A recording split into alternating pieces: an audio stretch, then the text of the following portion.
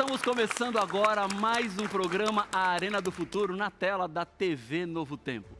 Que bom poder entrar aí na sua casa, no seu trabalho, no seu celular, onde você está, para juntos estudarmos a Palavra de Deus. Você sabe que o programa é A Arena do Futuro. A Arena porque discutimos a Bíblia e do futuro porque estudamos as profecias. Profecias que Deus nos deixou para que a gente saiba exatamente o tempo da história que vivemos e assim nos preparemos para tudo aquilo que está por vir. Hoje, mais uma vez, tem um grupo de Sorocaba, interior de São Paulo, aqui comigo no estúdio. Sejam todos bem-vindos.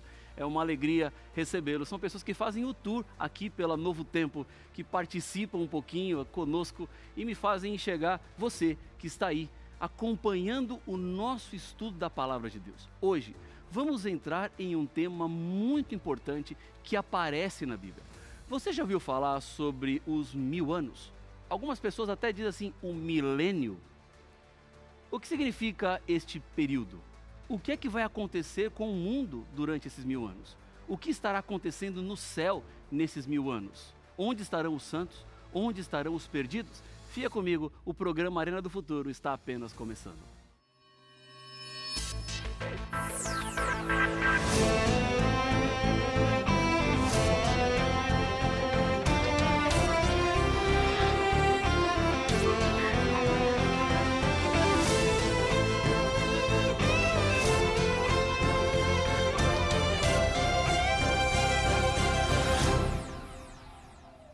Já estamos de volta com o programa A Arena do Futuro e eu tenho um convite muito especial para você.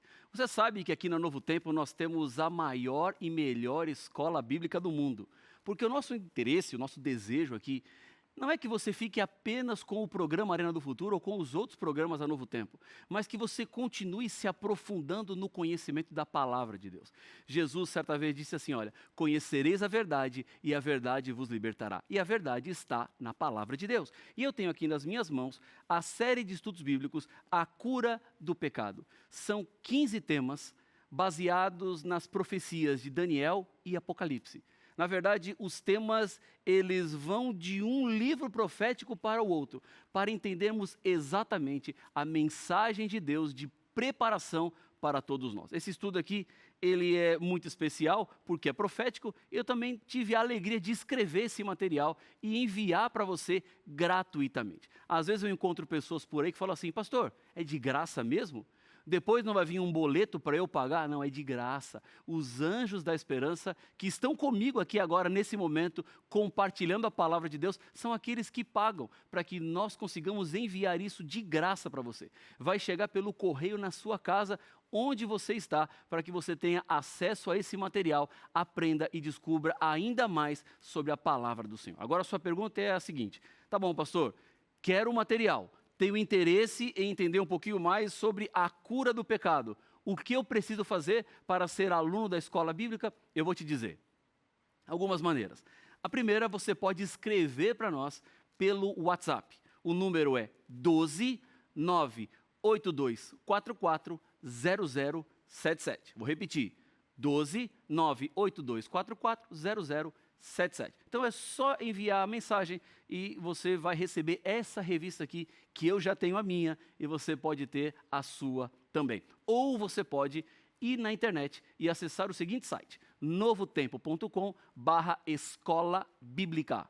novotempo.com/escola bíblica. Agora, aqui na tela da Novo Tempo está aparecendo um QR Code, aponta a câmera do seu celular e você vai ser levado diretamente para o nosso site. Lá você vai fazer um pequeno cadastro, vai ser aluno da escola bíblica e nós vamos enviar para você esse material. Há muitos outros materiais importantes lá para a sua caminhada cristã. Tudo certo? Combinado? Então vamos à Bíblia, porque você sabe que tudo começa na palavra. Eu já tenho a minha Bíblia aqui, o pessoal que está comigo no estúdio também já tem as suas Bíblias, então nós já estamos prontos para começar o estudo de hoje. A Bíblia, ela promete ser uma bússola que nos orienta e permite ir longe e com segurança. As promessas da Bíblia, todas se cumprem cada dia, porque a Bíblia não é um livro qualquer. A Bíblia não é um livro a mais. A Bíblia é um livro de poder. De dentro da palavra de Deus, sai um Cristo vivo para nos fazer companhia pelos caminhos da vida. Você não precisa lutar desacompanhado. Você não está sozinha. A Bíblia já nos revelou que a mente natural do ser humano não consegue alcançar as coisas de Deus, porque elas ultrapassam a nossa lógica. Agora, com a mente iluminada, nós conseguimos ver as coisas um pouquinho mais de acordo com os olhos de Deus. A iluminação é algo crescente, como a luz da aurora que brilha mais e mais, diz a Bíblia, até ser dia perfeito. Em nossas buscas no estudo da Bíblia, nós temos compreendido grandes temas que Deus nos deixou revelado. Estudamos no programa anterior um pouquinho sobre os mortos e o céu. E para entender a morte, nós vimos que o homem, o ser humano, foi criado por Deus. A morte é um sono, ou seja, um estado de inconsciência. Vimos que aquele que crê em Jesus, ainda que esteja morto, viverá. Aí você pode dizer assim, pastor, eu queria entender melhor esses temas. Não tem problema nenhum. Você tem o aplicativo NT Play no seu celular? É só ir lá, procurar o programa Arena do Futuro e assistir os 2 programas anteriores, onde a gente fala exatamente sobre isso, sobre os mortos e sobre o céu. E assim você pode também ter acesso a outros conteúdos especiais da Novo Tempo e rever os programas antigos que nós já apresentamos aqui no Arena do Futuro. Agora, hoje, nós vamos entender melhor as 2 ressurreições que a Bíblia nos fala. 2 momentos onde os mortos ressuscitarão. Uma ressurreição é a ressurreição dos fiéis, daqueles que obedecem e fazem a vontade de Deus. E a outra ressurreição é a ressurreição dos maus. Veremos também que o paraíso é uma experiência futura, para onde os bons irão quando Jesus voltar nas nuvens dos céus, com poder e muita glória. Essa busca nos levará a descobrir quando é que esse último milênio vai acontecer. Eu falei agora que o paraíso é uma experiência futura, certo? Há pessoas que me perguntam, pastor, o paraíso é só uma experiência futura? E a história do ladrão na cruz? Como que a gente pode explicar esta história que aconteceu quando Jesus olhou para ele e falou que ele estaria naquele dia no paraíso? Será que foi isso mesmo que Jesus falou? Vamos relembrar um pouquinho os momentos da crucifixão de Jesus. Ele estava entre 2 ladrões, um à direita e o outro à sua esquerda. Ambos estavam desesperados, estavam sentindo dores, estavam cerca da morte e também estavam blasfemando. No entanto, um deles parou o seu lamento, parou a sua revolta e olhou firmemente para Jesus e se comparou com ele. Um clarão, naquele momento, iluminou a sua mente. Ele pensou assim, eu mereço estar aqui, eu mereço estar na cruz. Agora, esse que está aqui no meio, não. Esse Jesus que foi colocado aqui não deveria estar. E ele reconhece naquele momento que Jesus era o Filho de Deus. E arrependido, ele pede assim, Jesus, lembre-se de mim quando o Senhor vier no seu reino. O Senhor nunca deixa sem respostas o pedido de um aflito. Então, Jesus olha para ele e diz assim, em verdade lhe digo que hoje você estará comigo no paraíso. É exatamente assim que aparece na Bíblia, em Lucas, no capítulo 23, no versículo 43. Agora, veja só, se a morte é uma cessação de vida e o paraíso é uma realidade futura, como é que Cristo prometeu para aquele ladrão que ele estaria no paraíso naquele dia? O hoje a que Cristo se referia era aquele hoje que ele estava sofrendo, sendo crucificado, açoitado, zombado, insultado E mesmo nestas condições, o ladrão reconheceu que Jesus era o Filho de Deus e pediu para ser salvo por ele. Ou era a salvação prometida por Cristo naquele momento, no hoje, para aquele ladrão arrependido, era que ele tinha como saída ou solução, ou situação. Mas precisamos entender algumas observações importantes para não dizermos que Jesus levou o ladrão naquele dia para o paraíso, porque isso seria contraditório com outros ensinos da Bíblia. O paraíso não seria para o futuro, mas já seria para o presente. Como podemos interpretar ou entender melhor estes textos da Bíblia? Lembre-se que os textos originais, eles não tinham pontuação, como nós temos na Bíblia hoje. Então você tem vírgula, ponto final, parágrafo. Não era assim. Esta forma de pontuar o texto bíblico aconteceu durante a Idade Média. Então, o texto, ele deve ser pontuado de acordo com outros versos da Bíblia que ensinam sobre o mesmo tema.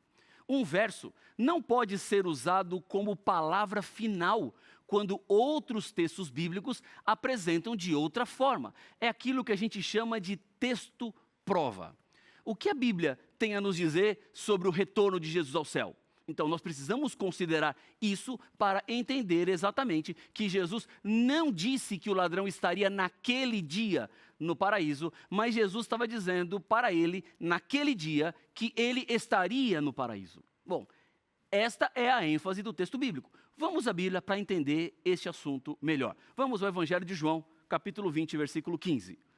Todo o pessoal que está aqui com a Bíblia e quiser acompanhar, você que está aí na sua casa, vai lá buscar uma Bíblia, eu espero você. João capítulo 20, a partir do versículo 15. Aqui nós estamos já tratando da ressurreição de Jesus. E há informações aqui que estão contidas neste relato que vão nos ajudar a entender se Jesus prometeu hoje ou se Jesus prometeu naquele hoje. Bom, vamos lá. Diz assim, versículo 15.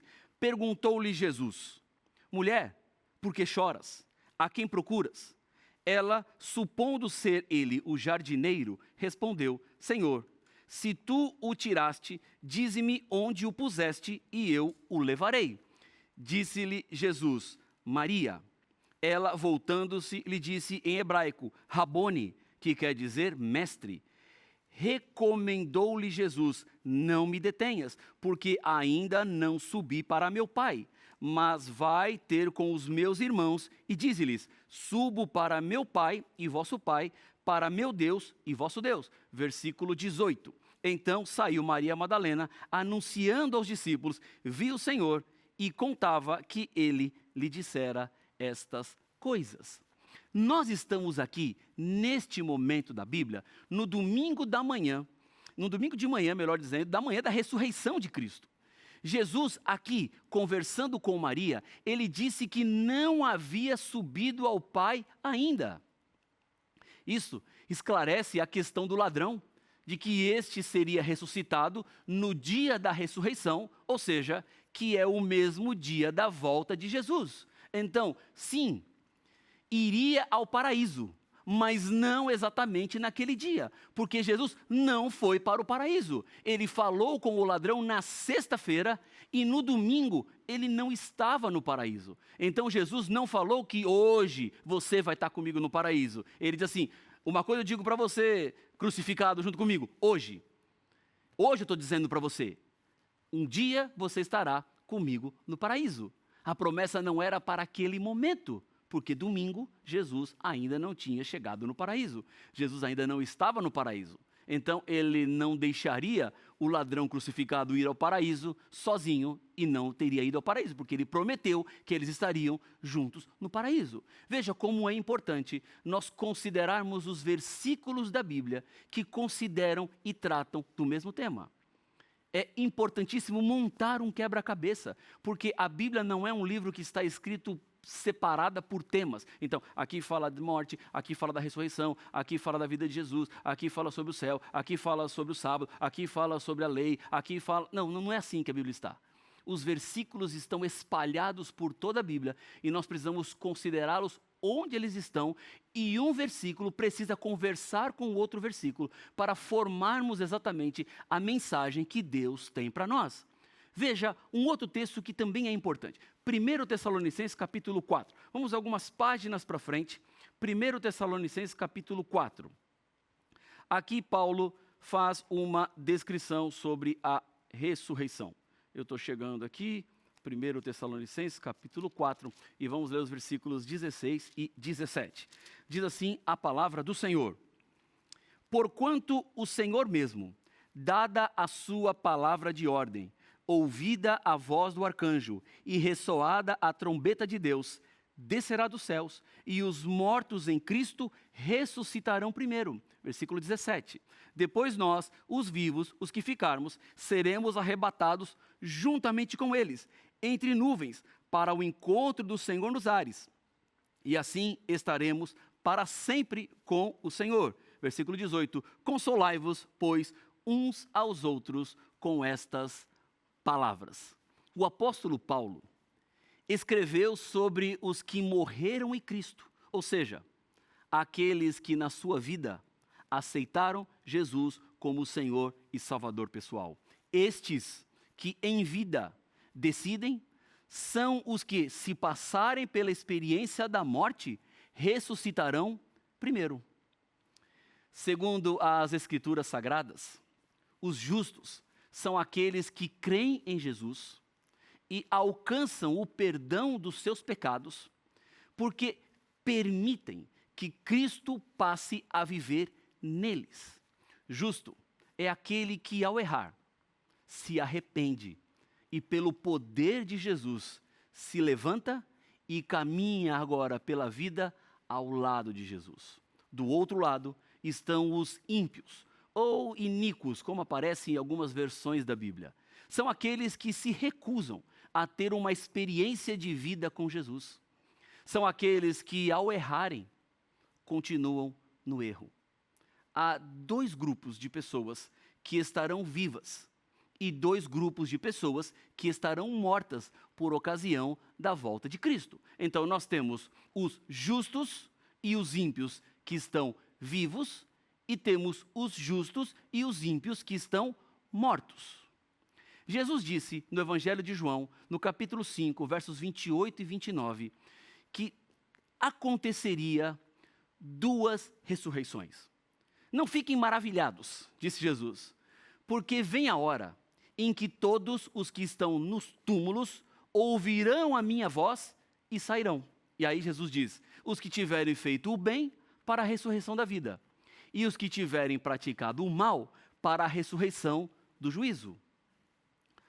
A ressurreição da vida é aquela que vai acontecer por ocasião da volta de Jesus. Exatamente antes do começo dos 1000 anos, do milênio. Já a segunda ressurreição, que é chamada da ressurreição do juízo, é a que acontecerá depois dos 1000 anos. O que acontecerá quando os santos já estarão com Jesus no céu, reinando. Então, depois desses 1000 anos, os ímpios que estão mortos terão, uma vez mais, a vida recebida para receberem o juízo final. Vamos fazer uma recapitulação da sequência desses eventos finais, como a Bíblia nos apresenta. Quando Jesus Cristo volta, acontece a prisão de Satanás. Alguns até gostam de dizer que será o tempo que o diabo entrará em férias, porque o trabalho dele hoje é matar, roubar e destruir.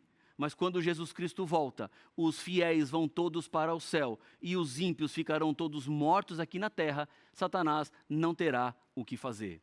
Então, neste período de férias do diabo, passará 1000 anos. É a vitória de Cristo Jesus. Porque tudo começa com a volta gloriosa de Cristo, com seu poder, com sua glória, com todos os seus anjos. Ao seu comando, as sepulturas são abertas e os justos mortos são ressuscitados, simultaneamente, os justos vivos são transformados. E todos esses são levados para o céu, para o encontro com Jesus nos ares. Os ímpios que estiverem vivos, eles morrem com o esplendor da glória de Cristo. É algo tão grande, é algo tão majestoso, que eles serão consumidos instantaneamente. E os mortos, ímpios, permanecem nas sepulturas. Por isso Satanás fica preso. Ele não tem mais ninguém a quem tentar. E o tempo será para presenciar o que ele fez com a terra e com os seus moradores que não aceitam Jesus Cristo. Agora, lá no céu, os justos julgam a vida dos que não estão lá. Não é um julgamento para decidir o destino, e sim será um julgamento para esclarecer todos os porquês. Pois haverá pessoas que pensávamos encontrar lá e que não estarão. Nesse dia, todos verão a consciência de cada um, e cada um verá a sua própria consciência. No céu, haverá um período que vamos analisar o julgamento de Deus. E a conclusão que vamos chegar é: Deus é justo. Bom, pastor, o senhor está dizendo já qual vai ser o resultado final do julgamento? É. Eu estou dizendo exatamente qual vai ser o final do julgamento. Porque quem julga não é um juiz humano. Quem julga é o próprio Deus. Então, a conclusão que vamos chegar é: Deus foi justo. As surpresas que vamos ter no céu serão todas explicadas. Porque algumas pessoas estão e porque algumas pessoas não estão. No final de 1000 anos, a cidade celestial, com Jesus e com todos os salvos, descerá aqui para a terra. Os ímpios ressuscitarão. Agora, o mais triste é que muitos que participarão dessa segunda ressurreição, eles vão pensar que estão participando da primeira ressurreição. Mas eles não aceitaram. Mas eles não se decidiram. E por isso estarão perdidos. Depois desses 1000 anos, Satanás será solto. E dirá que foi ele quem os ressuscitou. E dirá que a cidade santa lhes pertence. E que essa cidade que está descendo deve ser tomada à força. Satanás novamente insufla a rebelião dos seres humanos, investe contra Deus, e é nesse momento que Deus irá destruir a todos. Após a segunda vinda em glória de Jesus, os salvos vão passar 1000 anos morando no terceiro céu, e uma das ocupações vai ser analisar todos os registros, os nomes daqueles que não estarão lá, e vamos saber todas as razões. No fim desse período, todos virão do terceiro céu para a terra, dentro da cidade santa. E os ímpios que ressuscitaram na segunda ressurreição estarão instigados por Satanás e seus anjos. Vão se juntar para atacar a cidade santa. E é nesse momento que Deus porá um fim definitivo no mal. O pecado deixará de existir. E todos os seguidores do diabo, todos aqueles que participaram da segunda ressurreição, serão destruídos por meio do fogo. A Bíblia chama a destruição dos ímpios de um ato estranho de Deus. Ele fez tudo o que pôde para ter cada ser humano com ele. Deus, ele apela. Ele colocou um novo tempo na sua vida. Ele te fez chegar agora no programa Arena do Futuro para dizer que o céu é para você. Agora, o que Deus não faz é escolher no seu lugar. Ele manda mensageiros. Ele manda pessoas para te apresentar a verdade. Ele revelou por meio da Bíblia Sagrada. Ora, o que você vai fazer? A escolha é sua, porque Deus te deu o direito de escolha. Deus oferece a salvação. Ele convida sempre com amor. A escolha, você tem que fazer. E tem que fazer agora. porque as consequências, elas virão. Deus vai purificar a terra. Deus vai refazer e recriar essa terra. E aqueles que estão com Ele habitarão nesta terra em paz eternamente. Deus vai purificar a terra de toda a escória, de toda a corrupção, de toda a violência, impureza, maldade. Hoje, Ele quer fazer essa purificação na sua vida e na minha vida. Se nós apenas permitirmos e aceitarmos que Deus entre em nosso coração e nos preparemos assim para aquele dia glorioso do encontro, o dia da volta de Cristo. Alguns textos são importantíssimos você ter em consideração. Por exemplo, 1 Tessalonicenses 4,16, nós lemos aqui, fala sobre a gloriosa volta de Cristo.